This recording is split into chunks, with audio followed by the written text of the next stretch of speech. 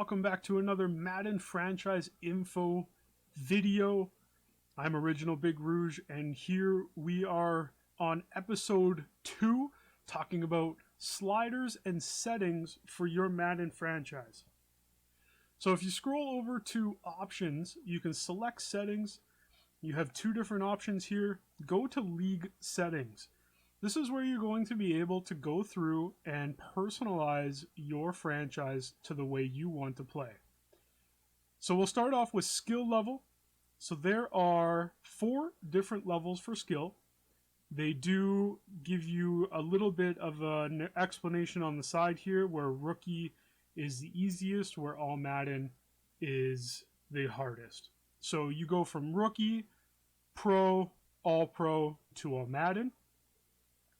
All Pro is the standard difficulty across all Madden modes. So if you're playing head-to-head, if you play now, and even if you don't go into this screen to start, your franchise will be on All Pro. I suggest leaving it on All Pro and using sliders, which I will talk to you about later, and I will also leave a link to my favorite slider sets in the description below. If you are wanting a challenge, all Madden is good. I will warn you though, in Madden's past, and I believe this stands true with this year's Madden, All Pro with sliders allows the players to play like their attributes suggest. So their man coverage, their catching, their route running, their speed, all of that, when you see the number on their player cards, that is how they're going to play. When you switch to all Madden will almost turn up those attributes in the back end to make them play better than they actually will. So that's where you're going to get guys who are, 65, 70 overall, who are going to play like Pro Bowlers. They're going to play like All-Stars. So if you want to leave it to where the good players will play good, and your mediocre kind of depth chart players are going to play where they're supposed to, leave it on All Pro. Game styles. So Madden offers 3 different game styles. You have arcade, simulation, and competitive. So arcade, it's exactly what it says. There's not a lot of randomness, there's not a lot of rules necessarily. It's just, you're just going out there playing football, slinging the ball around, that sort of thing. Jukes are easier, catching is easier, all of it. It's just, you're just there to have fun. Simulation is what most leagues will run. I run simulation. This is where you have kind of random events, fumbles. You'll have players slipping if it's raining outside or if there's snow on the ground. So you might be looking at a receiver and he comes out of his break and all of a sudden he slips on the turf. That's simulation mode. Competitive is what you'll see if you play Ultimate Team or if you play head-to-head. That is what competitive is used for. It rewards user plays with fewer random events, like it says here. So it's more built towards skill-based gaming instead of simulation, where I feel like it's geared more towards franchise, where it's geared more towards team building. So league type, if you wanted to set it so that you were a coaches only, a owners, whatever it is, if you had a players league, you could do that here too, where it's basically like a be a pro type style league where you control one player and you just progress that player throughout their career. You can do that as well. Instant starter, that's only for if you're playing as a player. You don't have to worry about that. Trade deadline. So week 8 in the NFL is the last week that you are allowed to trade. Having this turned on means that as soon as you advance past week 8 and start week 9, all trades are shut down until the off season starts. So 99.9% of the time, leave this on unless you just kind of want to screw around, that sort of thing. Trade type, again, you can set it so that you either want just the humans in the league or the users in the league to be able to have trades, or if you want the computer to be able to trade, or no trades at all. Coach firing, be careful with this one. You can turn it on if you want, but different teams will have different expectations. You might be able to take a terrible team to the playoffs 4 years in a row, but if the computer decides that you have not done a good enough job on that team, you will be fired from your job and you will have to look for another team in the league. Salary cap. So the NFL has a salary cap, which is a number where the amount of your total contracts cannot be above for any given season. This budget, you can turn it on or off. Again, suggest leaving it on. It's better having it that way. I will explain salary cap in a different video. There's a lot of different things to kind of understand. Signing bonuses, contract length, contracts coming out of the draft, and how contracts work. So we'll be able to go over that in another video. Superstar abilities is something that they brought in a couple of Maddens ago. There are the zone abilities and the superstar abilities. So those are your passive and your superstar abilities. You can turn them on or off. Again, it's up to you, however you choose to play. I like the superstar abilities. I think it brings a different dynamic to the game, but I do know a lot of people that choose to turn it off. Relocation settings, you can leave these on if you want. Most of the time, I just leave them. Relocation doesn't really affect me unless I'm playing as an owner. Injuries, again, enable or disable injuries in a season. What I might do when I'm playing my own franchise, I don't usually play preseason games. So what I'll do is I'll turn injuries off for preseason. I'll do training, and then I'll go through and turn them back on when I hit week 1 so that I can continue on. That way, I don't have to worry about my first round pick getting injured. I don't have to worry about my starting quarterback getting injured in a game that I never played. I didn't want to play. At the end of the day, I want to play with the guys on my roster, so that's why. Practice squad stealing. Every team gets a practice squad roster. They're essentially a free agent, but you are given the opportunity to still give them a little bit of XP through training. If you leave this on, you'll be able to poach other teams' players from their roster and bring them over to you. Full on-field control. This is if you want to have the ability to control one player or the entire team. So if you're playing as a coach or an owner, I would suggest having this on. And if you have a player league where you're just playing either as yourself or if you have a couple of friends in there with you, I would suggest turning this off. Now, career clock, the reason that I switch this off, there will be scenarios that will trigger in-game sometimes. So the reason why I didn't go over this was I just suggest leaving this on. There's no reason to turn this off. You get extra XP for it for your players. There's really no downside to turning it off. I would just leave it on. Roster protection. So for veteran league players who have been playing Madden for a few years, you know that one of the biggest league killers is when you get people coming into the league who get disgruntled for whatever reason and they decide to cut their entire team. These are league killers. They are the worst type of people.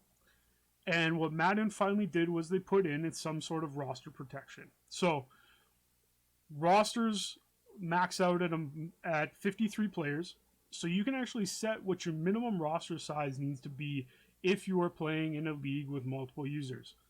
You can also set how many how many players can move in season. So if you say you can only have so many per week, or you can say so many trades, most leagues will have a trade limit per season, not necessarily per week. So this might help with more with the cutting of the rosters than the trades, but it's nice to have. Player overall cut restrictions, same thing. So most people will go and they'll cut the top 5 players or the top 10 players. You know, if you're playing with the Chiefs, they'll go ahead and they'll cut Tyreek Hill and Kelsey and Mahomes and Tyrann Mathieu and all of these big name players, so that the commissioner has to go in, they have to fix the team, they have to add those players back to the team, and then they have to fix the contracts. I have done this before. It can take up to 8 hours to fix a single team. It is an absolute pain in the neck. And there you go again, same off-season player cut limit. Clock management, again, this is all what you want to get out of the experience. What I find stat-wise, anywhere between 6 and 7 minutes with a 20-second minimum play clock time, that seems to be kind of the best for having defensive and offensive stats that are on par with what the computer will get through their simulated games. So that's where I like to have that on. User team help. As you can see, I have these all on manual, but if for whatever reason you want to have the computer handle this for you, go ahead and flip them to auto. Weekly training, trades and off-season free agent bidding, whatever it is that you want, go ahead and flip that to auto if that's what you want to do. Tutorial pop-ups, auto progress players, fill roster. Go ahead and, like I said, leave those on if you want. It'll just help you if you're maybe new to franchise or it's just not something that you want to deal with. Go ahead and leave those on. If not, turn them off. So that's league settings. So if we back out here and we go to team settings. So team settings, it's a little misleading. This is where you're going to get all of your volume controls, your game controls, all of your game options, that sort of thing. So this is where you're going to find what you want your coin toss decisions to be, where your gameplay helpers are, such as ball hawk and heat seeker, that sort of thing. You're going to be able to adjust your visual feedback, whether you want how to set up your play call screen, the on-field trainer. There's also accessibility options, volume control. All that is in the team settings. So we go back to options, XP sliders. Now this is something that I suggest you mess with, even if you just mess with a little bit. Not all players or player groups will get XP at the exact same rate. Obviously, skill positions like wide receivers, quarterbacks, running backs, sometimes even tight ends, they'll get XP at a higher rate than other positions just by the very nature of what they do. They're going to get XP because of completions or yards or catches or whatever it is. Same on defense. Defensive ends, linebackers, corners, they tend to get more XP because they're the ones getting tackles, sacks, interceptions, that sort of thing. Stats that are worth more experience points than, blocks for offensive linemen. So usually what you'll see is you'll have offensive linemen are up a little bit, skill positions are down a little bit. And what that does, it just allows you, if you're trying to play multiple years for your franchise, you're not going to end up with a league full of 99 overall players after a couple years. It's going to take the good players less time and mediocre players even more time to get to that level, which for me is what a franchise experience is all about. But again, feel free to tailor that to what you want to do. And again, I'll leave a link in the description below for what I use for XP sliders. So the last settings that we are going to look at are the gameplay sliders. These are the tweaks for the difficulties for the player side and the computer side of the ball. And again, said this before, link in the description below. Those are the settings that I use typically. Set it and forget it. I play on all pro, so I use settings to kind of tweak the game a little bit. But as you can see, there's 9 different sections for player skill, 9 different sections for CPU skill. They've got special teams, game options, injuries. I suggest leaving them at default and playing through maybe half a season or even playing 3 or 4 games just to get a feel for what the injuries are like, whether you want to turn it up or turn it down. I've heard theories that are not necessarily perfectly founded, that if you turn injuries down, you'll have less injuries, but the injuries will be more severe. Whereas if you turn injuries up, you'll have more in-game injuries, more just injuries in general, but they'll be short injuries. It'll be maybe an ankle sprain and they'll be gone for a quarter. Back spasms, they'll be gone for a half. Maybe they'll be out 1 week with a knee strain, that sort of thing. So play a little bit, play around with it, see what you want to do. Fatigue, I like to keep it between 50 and 60. That way I can't abuse certain players and the CPU has to stay honest with who they're using as well. Speed threshold, this is the gap that you want between the slowest players and the fastest players. So if you set this to 0, what you are telling the game is that you want to see a very large gap between the slowest players on the field, which are probably your linemen, who are going to be probably about 65 speed, to the fastest players on the field, like your wide receiver and your corners, which could be upwards of 95 to 99 speed. The higher you set this, and the closer you get to 99, the smaller the gap, so you're not going to see that big of a difference. Now, in the NFL, 40 times matter when it comes to the draft, but when you get on the field, you'll notice that most players are roughly the same speed. There are some players that will show flashes of speed. You have Tyreek Hill, who is just an absolute monster. You have guys like John Ross, who is very, very fast, but not necessarily an impact player. So what you need to do is kind of play around with it. I like to leave it either here at the default 50 or raise it up a little bit. I want that, if I have a 95 overall receiver and going up against a 93 overall or a 93 speed corner, I don't want there to be that big of a difference in speed. Two overall to speed should not be the difference between my guy getting 10 yards of separation. There should only be a yard or 2 of separation between those 2 players. So I don't like to play with that very much.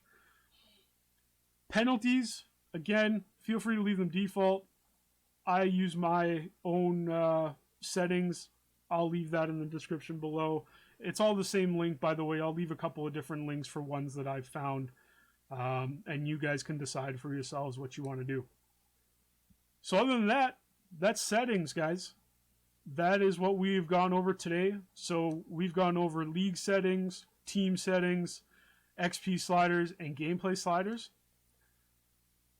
And that's everything for today, guys. Thanks for watching. Please leave a like on this video and subscribe. Likes on the videos help push the videos out to the public. They help kind of bring them up to the top of the list, so to speak. And also feel free to catch me on Twitch when I go live.